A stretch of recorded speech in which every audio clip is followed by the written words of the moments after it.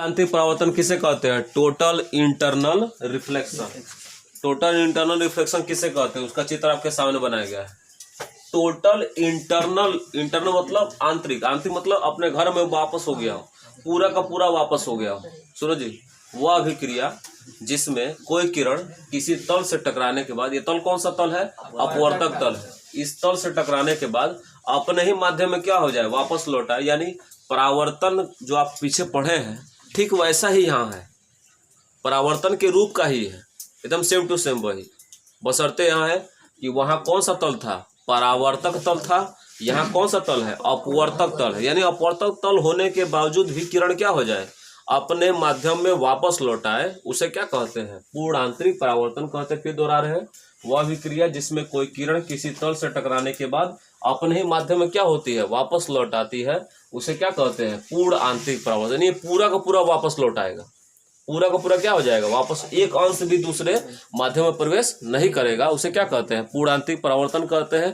पूर्णांतिक परावर्तन के कुछ एग्जाम्पल होते हैं, उसको आप पढ़ेंगे, अब जान लीजिएगा आप लोग। पहला होता है मृगजल की क्रिया। मृगजल मतलब माइरेज। आप लोग देखे होंगे गर्मी के मौसम में दिखाई देता होगा, समझ रहे हो जी? मृगजल की क्रिया क्या है? पूर्णांतिक परावर्तन का एक अच्छा एग्जाम्पल है हीरे की चमक। हीरा भी किसके कारण चमकता है? पूर्णांतरिक परावर्तन के कारण। हीरे की चमक, बाबू हीरा बहुत महंगा होता है लेकिन उसका आंतरिक कोई मूल्य नहीं है। हीरे का कोई आंतरिक मूल्य नहीं होता है, केवल बाह्य मूल्य है।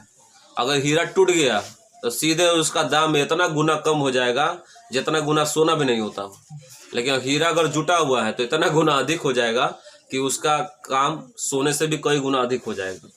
और सोना क्या है? कितना भी तोड़ मरोड़ दीजिए उसका दाम उतना ही रहेगा। उसका बाह्य मूल्यांकन भी है और आंतरिक मूल्यांकन भी है। हीरे का आंतरिक मूल्यांकन नहीं होता। जहां टूट गया तो उसका कोई महत्व नहीं है। महत्व तो है ही है लेकिन तनिक कम दाम में बिकेगा बाबू, समझ रहे हैं? जैसे मान लो कि आप लोग टॉफी भी खाते हैं, ऊपर फिश वाला छिलका ना हो तो कोई दिक्कत नहीं होगी, ठीक है जी। ये दो एग्जाम्पल आप बढ़िया से याद करिए। पूर्ण आंतरिक परावर्तन के मुख्य दो एग्जाम्पल याद करिएगा, मृगजल की क्रिया और हीरे की चमक। आपको आगे बताते हैं कि पूर्णांतिक परावर्तन किसके आधार पर यह काम करता है, इसको बढ़िया देखिएगा।